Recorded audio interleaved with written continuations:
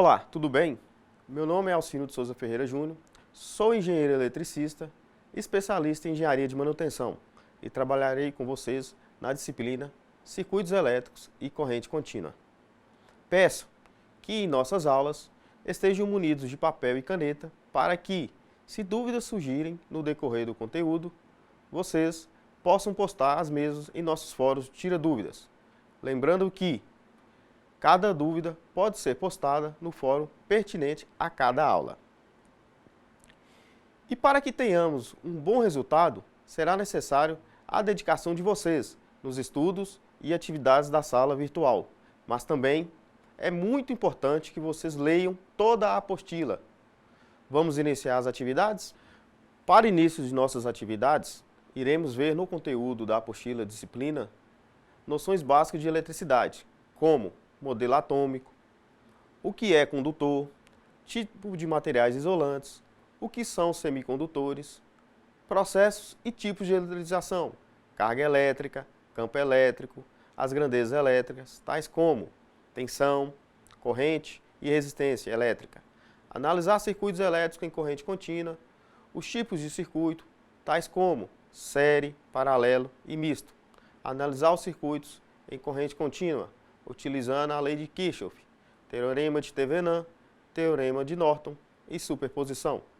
Também iremos ver tipos de transformação, estrela-triângulo e vice-versa, conversão de fontes de tensão em corrente e vice-versa, noção do que é gerador e receptor elétrico.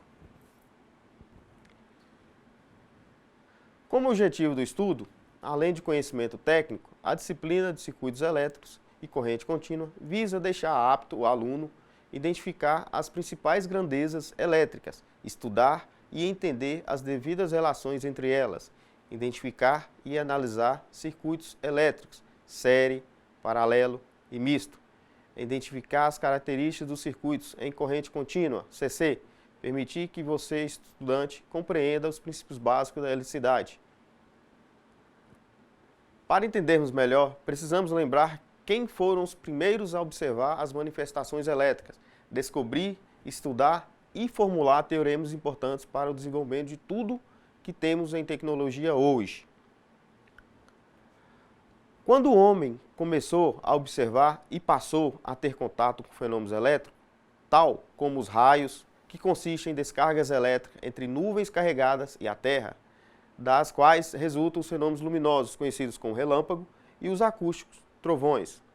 Mesmo com a eletricidade presente na natureza, levou-se muito tempo até que tivéssemos conhecimento suficiente para classificá-la como manifestações da matéria com determinadas características que a transformaram em ciência.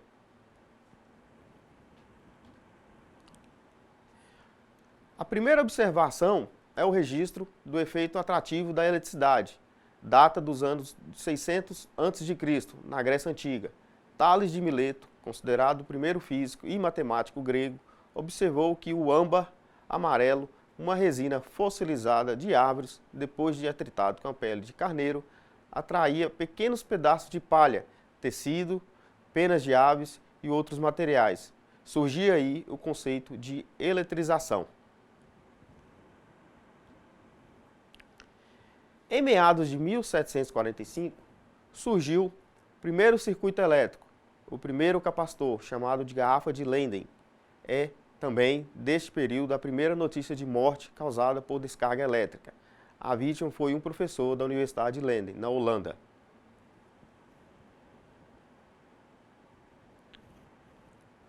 Em 1752, mesmo com pouco conhecimento sobre fenômenos relacionados à eletricidade, o cientista norte-americano Benjamin Franklin iniciou os primeiros estudos dos raios. Verificou que havia dois grupos de corpos eletrizados e que corpos de mesmo grupo se repeliam e de grupos diferentes se atraíam. Assim, atribuiu os sinais negativo e positivo para distinguir os integrantes desses grupos. Em 1786, ao dissecar Hans, o médico e professor de anatomia italiano Luigi Galvani observou contrações musculares nos animais, quando expostos às descargas elétricas de uma garrafa de Leyden. Ele também descobriu que metais diferentes em contato com o tecido animal produziam eletricidade. A partir daí, as pesquisas da eletricidade avançaram até a invenção da pilha pelo cientista Alexandre Volta.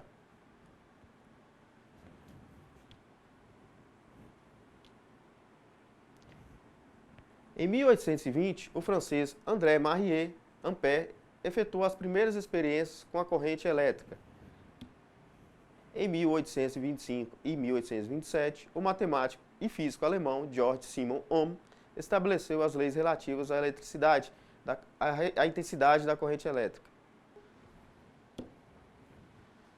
Em 1879, Thomas Alva Edison constrói a primeira lâmpada incandescente.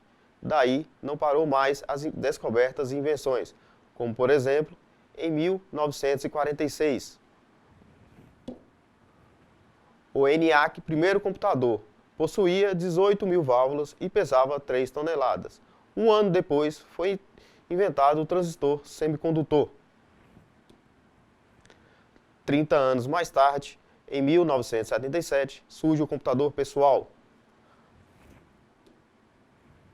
Para que todo esse avanço tenha acontecido, precisamos conhecer melhor o comportamento e efeitos da eletricidade. Por exemplo, descobriu-se que havia 2 tipos de eletricidade, que se convencionou chamar positiva e negativa, mas ainda não se conseguiu uma forma de armazená-la por tempo suficiente para viabilizar alguma aplicação. A garrafa de Leyden resolveu esse problema, permitiu um avanço nos estudos sobre fenômenos elétricos, introduzindo novos conceitos como modelo atômico, carga, campo, tensão, corrente, potência e energia, fundamentais para o entendimento dos circuitos elétricos. Então vamos dizer que tudo é formado por matéria, que é formada de pequenas partículas, os átomos. Cada átomo, por sua vez, é constituído de partículas ainda menores. No núcleo, os prótons positivos e os nêutrons sem carga, e na eletrosfera, os elétrons negativos. O modelo atômico mais simples para entender os fenômenos elétricos é o de Rutherford, em 1911. A esse modelo foi acrescentado os nêutrons, descobertos por Chadwick, em 1932. Vejamos. Rutherford descobriu experimentalmente que o volume do átomo é, em sua maior parte, vazio. Como vocês podem ver, no centro encontra-se um pequenino núcleo positivo, constituído por 2 partículas, prótons, partículas com carga elétrica positiva, e nêutrons, partículas neutras. Ao redor do seu núcleo, em uma região denominada eletrosfera, orbitam-se partículas ainda menores de carga negativa, chamadas elétrons. Essas partículas eletrizadas, prótons e elétrons, chamamos cargas elétricas. Bem, como já sabemos que os prótons e os elétrons possuem uma propriedade denominada de carga elétrica, essa carga será representada pela letra Q, minúscula. As cargas elétricas dessas partículas têm a mesma intensidade, porém, sinais contrários. Um átomo é considerado eletricamente neutro quando tem número de prótons e de elétrons iguais. A carga elétrica de qualquer corpo é determinada pela diferença e o número de elétrons e de prótons que ele possui. A unidade de medida utilizada para quantificar a carga elétrica é o Coulomb, em homenagem a Charles Coulomb. A carga elétrica elementar, ou seja, a carga de um elétron, é de um próton, vale 1,6 vezes 10 a menos 19, como podemos ver aqui. Essas cargas possuem uma característica de repulsão, quando são de valores iguais, e atração, quando são valores diferentes. Porém, os elétrons possuem um deslocamento circular em torno do núcleo. Esse movimento cria uma força centrífuga de mesma intensidade que tende o elétron a sair. Contudo, o próton anula essa força com a força de atração, mantendo os elétrons em órbita. Então já podemos dizer que o princípio fundamental da eletrostática é o princípio de atração e repulsão das cargas elétricas. Em materiais metálicos, esses elétrons que estão na última camada da órbita do átomo são fracamente ligados ao átomo que o calor ambiente, energia térmica, já é suficiente para libertá-los, sendo chamados de elétrons livres, cujo movimento é aleatório, indo e vindo das órbitas dos átomos. Podemos dizer também que quanto mais afastado um elétron é do núcleo, maior será a sua energia, porém, mais fracamente ligado ao átomo ele será. Esses materiais que possuem essas características são chamados de condutores, pois a eletricidade é conduzida pelo seu corpo basicamente pela movimentação dos elétrons, com mais facilidade, como fios de cobre e outros tipos de ligas metálicas. Em todos os materiais existentes na natureza, podemos observar que todos possuem uma característica de seu coeficiente de resistividade. Então, nós temos o coeficiente de resistividade definido pela letra grega, onde nós temos o alumínio, conhecido muito no nosso meio, o ouro, que tem um valor muito agregado no mercado, o ferro, utilizado em vários meios da construção e indústria. Nós temos o carbono, utilizado para enriquecer alguns materiais, germânio, silício, encontrado em muito equipamento eletrônico, o vidro e o quartzo. Todos esses materiais são utilizados para criar condutores. Nós temos aqui os fios condutores, nós temos alguns elementos condutores utilizados para criar bobinas e alguns fios utilizados para condução de eletricidade e também isolação nesses mesmos fios. E utilizamos alguns metais para servir de isolantes, como alumínio e outros tipos de fibras. Os materiais com característica inversa à dos condutores é chamada de isolantes, pois os elétrons da última camada estão tão fortemente ligados ao núcleo, de tal forma que apenas alguns elétrons conseguem se libertarem à temperatura ambiente. Então podemos dizer que materiais isolantes são aqueles que impedem a movimentação de elétrons, como o ar, a borracha e o vidro. Todos os materiais isolantes na natureza encontrados, nós temos aqui alguns, né? Fibra, a borracha, geralmente a fibra ela é manipulada, a ebonite, o vidro, a mica. Essa mica é utilizada muito na parte de eletricidade de alta potência, onde a gente consegue isolantes através de mica ou outro produto. Nós temos luvas de borracha que servem como isolantes, materiais isolantes, como nós temos aqui as fitas isolantes, a própria borracha dos pneus dos carros, veículos, outros tipos de borracha. Materiais para uso pessoal, como os EPIs, nós temos botas, luvas, óculos, a parte de emborrachamento das ferramentas, é material isolante. Então, esses materiais isolantes, eles servem para impedir que a corrente elétrica flui de um meio para o outro. Bem, esses corpos com características de condução e isolação podem ser eletrizados ou não, através de um processo chamado eletrização de corpos. Os métodos de eletrização consistem em ionizar os átomos de um corpo com carga Q maiúscula. Bem, como é isso? O processo consiste em retirar e inserir elétrons em suas órbitas, tornando os íons positivos cátions e os íons negativos ânions. Retirando-se elétrons dos átomos de um corpo, ele ficará eletrizado positivamente, pois o número de prótons ficará maior que o número de elétrons. Já no processo de inserir elétrons em um átomo de um corpo, ele ficará eletrizado negativamente, portanto, o número de elétrons será maior que o número de prótons. Esse tipo de eletrização, a carga Q de um corpo eletrizado, pode ser calculado apenas multiplicando a carga Q de um elétron pelo número de elétrons inseridos e retirados do corpo. Foi dito que para deixar um corpo negativo, a gente precisa tirar elétrons. Então, retirando elétrons da última camada desse átomo, ele ficará negativamente. Se inserirmos elétron na última camada desse átomo, ele ficará com carga positiva. Carregado, no caso, carregado negativamente, o corpo neutro estará, ou carregado positivamente, o corpo neutro estará. A fórmula de eletrização é essa aqui, onde nós temos o Q, né, que é a carga elétrica de um corpo, o Q menor, que é a carga elétrica de um elétron. Se a fórmula der um sinal negativo no número de elétrons, o número de elétrons será considerado o sinal. Então nós temos positivo para o número de elétrons inseridos e negativo para o número de elétrons retirados. Os processos de eletrização podem ser obtidos de algumas formas, como atrito, que consiste em atritar materiais isolantes diferentes. O calor gerado pode ser suficiente para a liberação de elétrons e a transferência serem feita de um para o outro. O outro processo consiste em eletrização por contato, quando um corpo eletrizado negativamente entra em contato com um corpo neutro. O excesso de elétrons do corpo negativo será transferido para o corpo eletrizado negativamente, ocorrendo o equilíbrio eletrostático. Esse equilíbrio eletrostático não significa que os corpos possuem cargas elétricas iguais, mas sim potenciais elétricos iguais. E também podemos eletrizar um corpo através do processo de eletrização por indução, que consiste apenas em aproximar um corpo eletrizado positivamente de um condutor neutro isolado, onde os elétrons livres serão atraídos para a extremidade mais próxima do corpo positivo.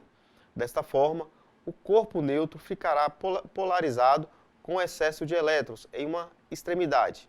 A extremidade que estiver próxima ao corpo eletrizado positivamente terá excesso de elétrons, polo negativo, e o lado oposto terá falta de elétrons, polo positivo. Aterrando o polo positivo desse corpo, ele atrairá elétrons livres da Terra, até que sua extremidade fique neutra novamente. Mas, se desfazermos o aterramento e afastarmos o corpo com carga positiva do corpo com carga inicialmente neutra, assim o corpo com carga neutra ficará eletrizado negativamente. No primeiro processo de eletrização, nós temos uma eletrização por atrito.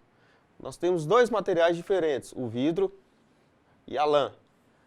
Ao atritarmos esses dois materiais, vamos gerar um calor superficial que será suficiente para liberar elétrons. Então, entre os dois materiais, haverá uma troca de material elétrico, onde, após o atrito ter sido feito, o vidro terá uma carga positiva e a lã terá uma carga negativa. Então, podemos dizer que os elétrons livres do vidro migraram para a lã, deixando o vidro positivamente e a lã negativamente.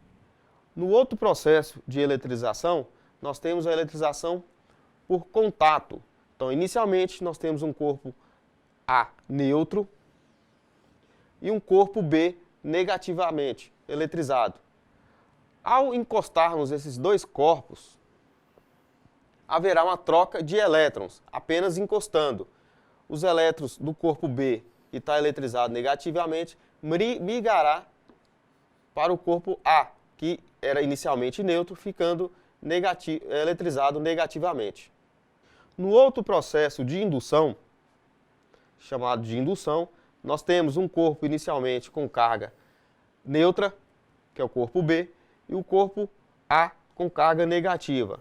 Apenas aproximando esse corpo A do corpo B, observamos que os elétrons que eram aleatoriamente distribuídos no corpo B, eles se organizam, né, mantendo de um lado do corpo e os elétrons negativos indo para o outro lado do corpo.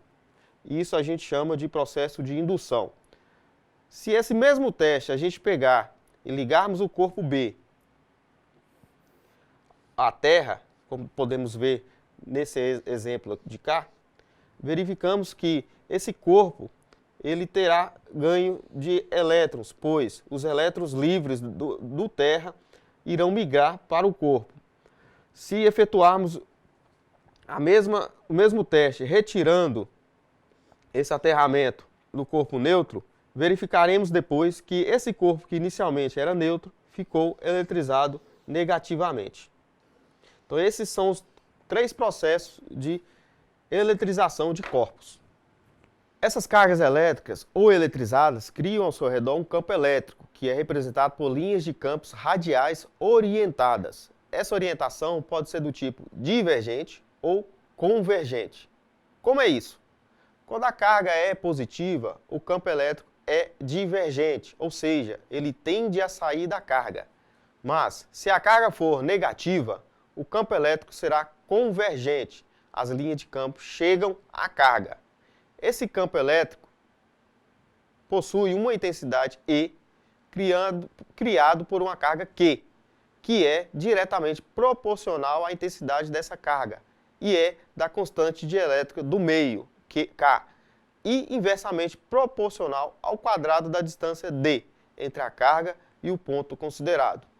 Porém, esse campo elétrico diminui com o aumento da distância.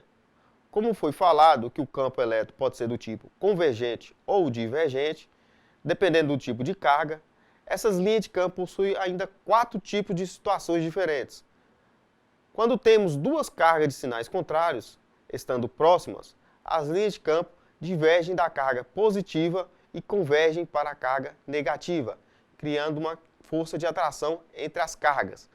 Quando as cargas possuem sinais iguais, porém, existem 2 comportamentos diferentes para cargas iguais, devido ao receptivo sinal de carga. Sendo negativo ou positivo, quando negativo, suas linhas de campo são convergentes, mas para as cargas positivas, as linhas de campo são divergentes. Em ambas as situações é criada uma força de repulsão. Daí se fala que 2 corpos de sinais iguais se atraem e corpos com sinais diferentes se repelem. Em uma situação, um corpo diferente das demais citadas anteriormente, as linhas de campo tendem a ficar paralelas. Isso ocorre quando 2 placas paralelas são eletrizadas com sinais contrários, surgindo um campo elétrico uniforme. Vamos conferir? Então foi dito que o campo elétrico, que é a letra E, pode ser calculado pelo o constante do vácuo, que é a letra K, o módulo da carga elétrica, que é Q, pela distância ao quadrado. Então, diante disso, nós temos alguns conceitos, né? Nós temos aqui que D é a distância da carga o elétron. Nós temos as linhas de campo, né, que são as órbitas onde possui os elétrons. O campo diminui com o aumento da distância.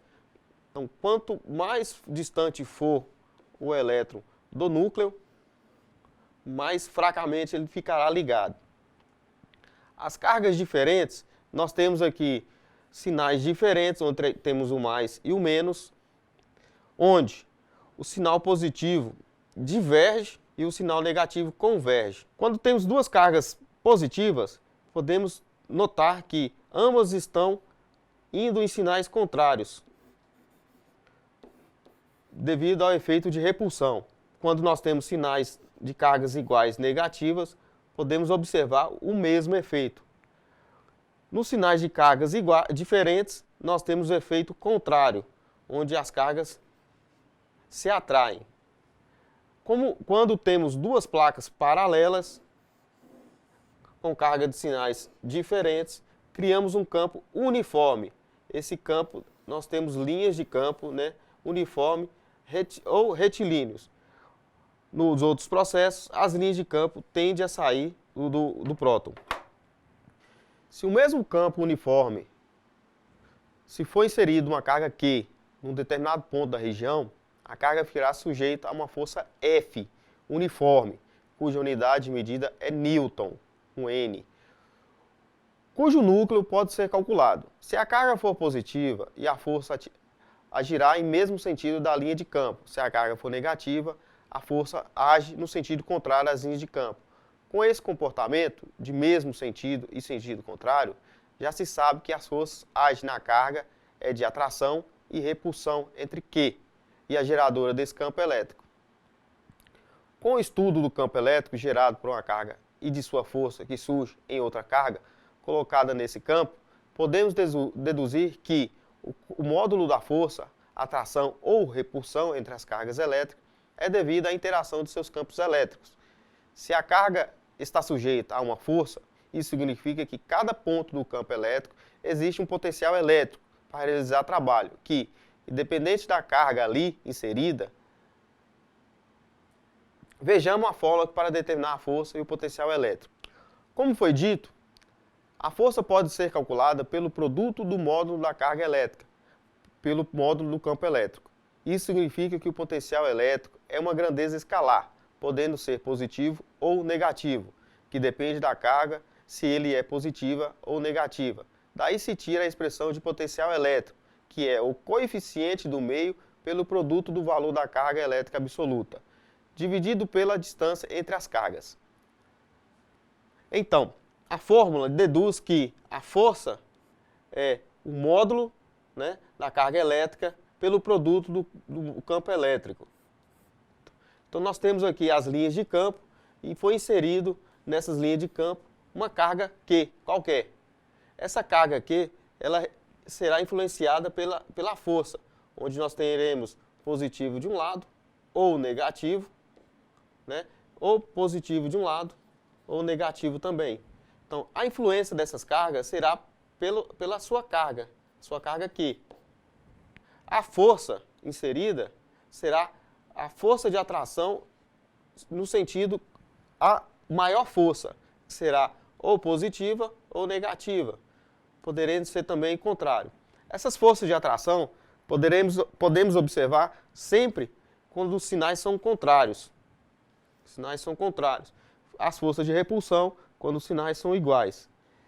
Essa distância de repulsão podemos calcular com D, que já entra na fórmula de tensão. Então nós temos aqui a tensão elétrica da carga, pode ser calculada também com a fórmula onde nós temos o coeficiente do meio, que seria o vácuo, a carga do valor e a distância.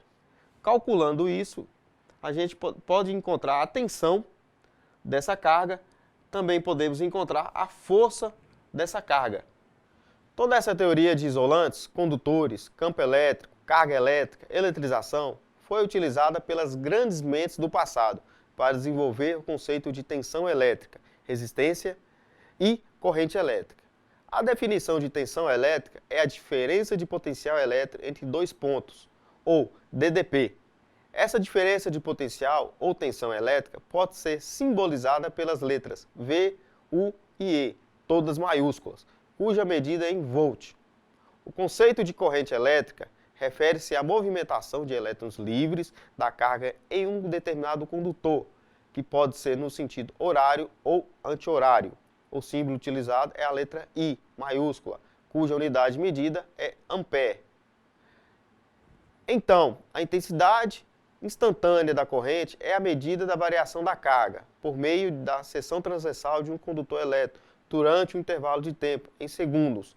Nos condutores, a corrente é formada por cargas negativas, elétrons, que se deslocam de um polo potencial menor para o maior, pois essa é o real sentido da corrente. Porém, para evitar o sinal negativo nos cálculos, convencionou-se que a corrente parte do potencial maior para o menor.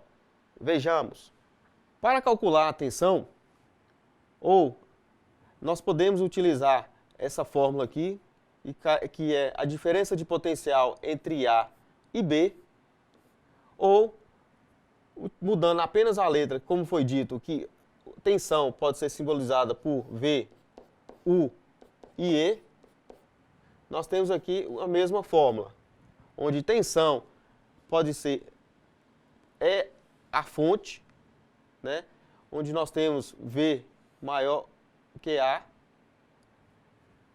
e o sentido da corrente é definido justamente por esse diferencial de potencial, onde nós temos o potencial A e o potencial B, onde fala que o potencial menor vai para o maior, a corrente em sentido, ou usar o sentido real, né, que é do maior para o menor. Em um circuito elétrico, nós temos a corrente, que pode ser calculada pelo módulo da carga elétrica, dividido pelo tempo que se movimenta em um condutor. Então nós temos aqui uma fonte de tensão de 4,5 volts e uma fonte de potencial, né, de consumo, onde a gente tem uma lâmpada de mais ou menos 900 mW ligada a uma fonte de tensão de 4,5. Podemos calcular a corrente facilmente utilizando apenas essa fórmula. Em todos os materiais existentes, eles possuem uma característica de se opor à passagem de elétrons livres. Essa oposição é a passagem de corrente elétrica é provocada pela dificuldade dos elétrons livres se movimentarem pela estrutura atômica desses materiais. A resistência elétrica depende diretamente da natureza desses materiais, sua dimensão e da temperatura. A resistência elétrica é representada pela letra R e sua unidade é medida em ohms, representado pela letra grega ômega. Então vimos que todas essas teorias e teoremas podem ser aplicados nos estudos e compreensão da eletricidade. Veremos agora a aplicação desses teoremas. No processo de eletrização de corpos, temos esse seguinte problema. Qual é o número de elétrons retirados de um corpo cuja carga elétrica é Q, cujo sinal é positivo e a unidade é micron, que esse micron aqui equivale a 10 elevado a menos 6. Então podemos calcular. Nós já temos a carga de um elétron, que é definida, ela é constante, e N é o que a gente precisa saber. Então, se precisamos saber, nós temos Q, que é igual a N vezes Q. Pegando o Q, onde queremos o N, e pegando o Q e passando para cá, se ele está multiplicando, ele vai passar para o outro lado dividindo. Então, nós vamos ficar Q sobre Q, que é igual a N, chegando nessa fórmula aqui. Então, aplicando a fórmula diretamente, temos que Q é 32 vezes 10 a menos 6, está definido aqui, dividido pela a carga do elétron, que é definida aqui também. Então, fazendo o cálculo, nós encontramos esse valor aqui, que equivale a menos 2 vezes 10 elevado a menos 14, ou menos 200 vezes 10 elevado a menos 12. Tiramos duas unidades aqui e inserimos 2 zeros. Se nesse cálculo o sinal resultante for negativo, podemos dizer que o número de elétrons são retirados. Caso ocorra que o sinal seja positivo, o número de elétrons será inserido. Facilmente observado nesse cálculo de processo de eletrização, concluímos que para inserirmos carga e para retirarmos carga, temos que utilizar a fórmula para calcular quanto de carga foi inserida ou retirada, observando sempre o sinal se será positivo ou negativo. Em outro exemplo, no exemplo 2, podemos falar que uma carga elétrica QA de 20 nanocoulomb encontra-se no vácuo. Aí surgem as perguntas. Quais são as intensidades e o sentido do campo elétrico? E1 na superfície com um raio de 1 metro em torno dessa carga. Esse exemplo é uma característica de campo elétrico e força. Então vamos calcular campo elétrico. Então nós temos a carga Q, nós temos D1, que é justamente a distância entre um e outro, e nós temos o campo elétrico. A intensidade do campo elétrico pode ser calculada por essa fórmula aqui, onde nós temos a constante novamente, que é justamente 9 vezes 10 a nona no vácuo, o módulo da carga elétrica em coulomb, que nós já encontramos, já foi dito aqui no enunciado, 20 nanocoulomb, e a distância em metro. A distância também foi enunciada aqui de 1 metro. Aplicando-se a fórmula, nós temos onde K é a constante, que é 9 vezes 10 a nona, está aqui, vezes multiplicado por Q, que é a carga, que é o 20 nanocoulomb, está aqui, dividido pela distância ao quadrado. Então nós temos a distância que é 1 metro, 1 ao quadrado. Fazendo esse cálculo aqui, nós chegamos a essa medida aqui, de 180 nanocoulomb. Por que nanocoulomb? Na fórmula, foi expresso aqui sem as unidades. Então nós temos Newton vezes metro quadrado, que é referente o coeficiente do vácuo. Está aqui, coeficiente do vácuo. Nós temos também, que é o coeficiente do vácuo, vezes Coulomb, que é a carga elétrica que está aqui no enunciado, e metro, que é a distância. Como a gente faremos isso? Então é igual a N vezes metro ao quadrado sobre Coulomb ao quadrado vezes Coulomb. E isso tudo sobre quem? Metro quadrado. Como nós temos a unidade aqui dividindo e essa aqui multiplicando, podemos cortar aqui, né? Aqui da mesma forma, nós temos aqui dividindo por outro aqui multiplicando, que se eu passar para cá utilizando um macete matemático, vai ficar multiplicando, dividindo. Então nós temos, corta as duas. Sobrando o quê?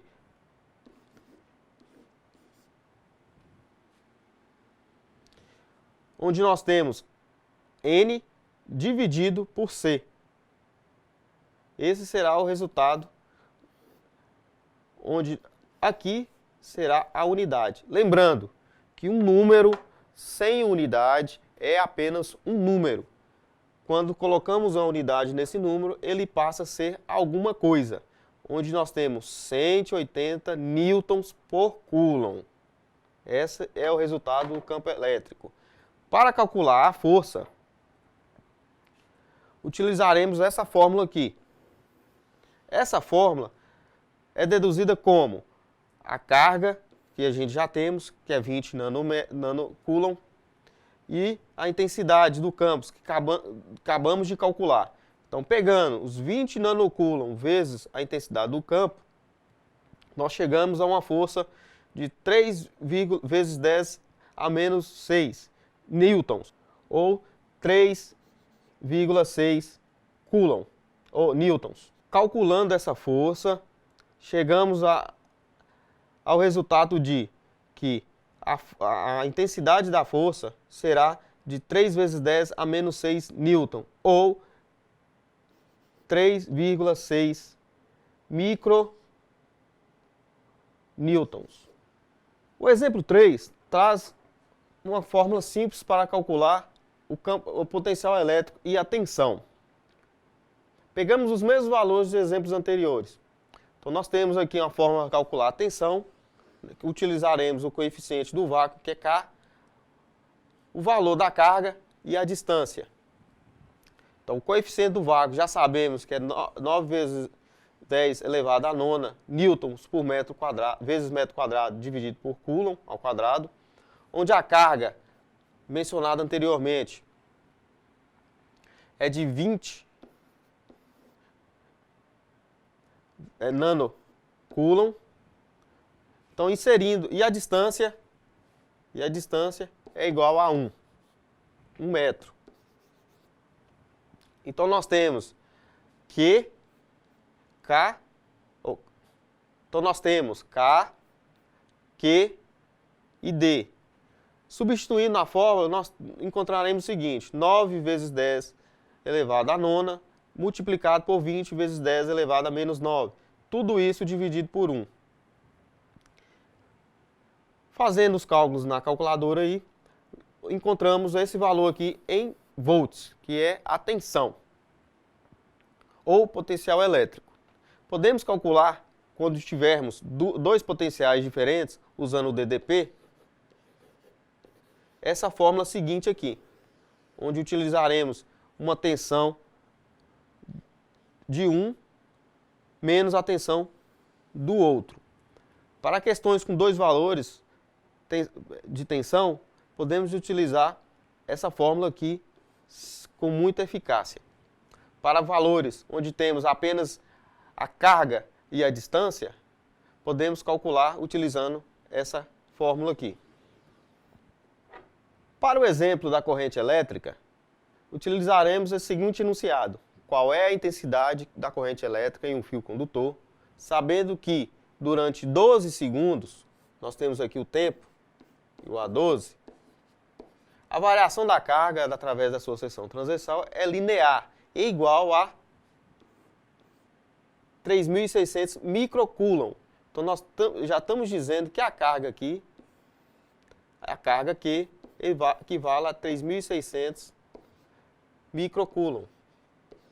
Então, diante dessas informações, podemos fazer o cálculo da corrente elétrica utilizando essa fórmula aqui, onde nós temos a carga dividido pelo tempo. Então, jogando na fórmula, nós temos lá carga 3.600 vezes 10 a menos 6 sobre 12 segundos. Fazendo o cálculo, nós chegamos na seguinte informação, que a corrente equivale a 300 vezes 10 a menos 6 ampere, ou a corrente equivale a 300 microampere. Nesse mesmo cálculo, se nós inserirmos a tensão encontrada anteriormente, que foi de 180 volts, está representada aqui, podemos fazer o cálculo da resistência, utilizando essa fórmula aqui. Como ficaria, então, o arranjo da fórmula? Então, pegaremos a tensão encontrada anteriormente, de 180 volts, está aqui, sobre a corrente que acabamos de encontrar, que é essa aqui. Dividindo a tensão pela corrente, nesse sentido aqui, encontraremos essa resposta aqui. 600 vezes 10 elevado à terceira. Ohms, que é representado pela letra ômega, ou conhecido como ferradura. Fazendo em literatura científica, mudaremos então o valor, permanecendo sempre o mesmo, mas apenas a leitura que será mudada, de 600 kΩ. Esse quilo aqui equivale a 10 à terceira.